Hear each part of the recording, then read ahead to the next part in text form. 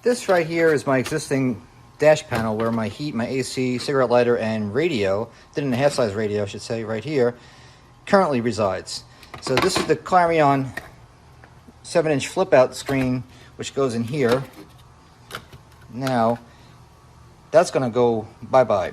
With my new interior, what we're going to do is we're going to install this new double DIN in here and modify this whole panel. I'm going to move the heat and AC controls and everything like that down to a lower panel with a piece that I bought to elongate my center console, like you find in the old 83s and 84s.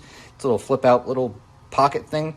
I'm going to use that for my pocket and my controls and use this exclusively for my new cool 7-inch double DIN. And here's how we're going to do it. First off, this here is the double DIN trim ring for my JVC that I'm going to be installing. You can see how that fits.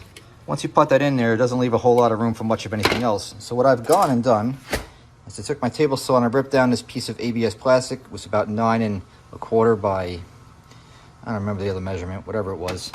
And that fits in there perfectly like so. Boop.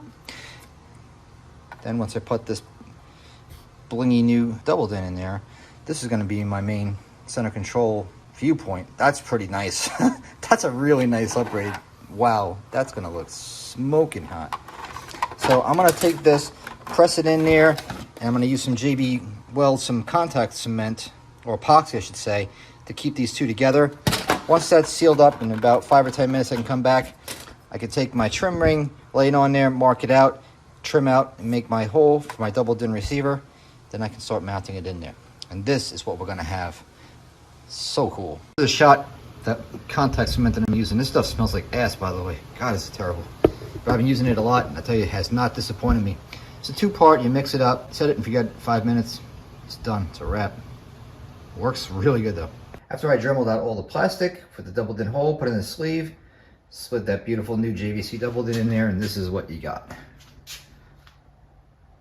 I'm pretty happy with that result. Here's the back side, which is not so pretty, but it's good for learning stuff. There's the tabs with the double DIN trim ring, holding it and locking it into the plastic that I created. Hot glued it.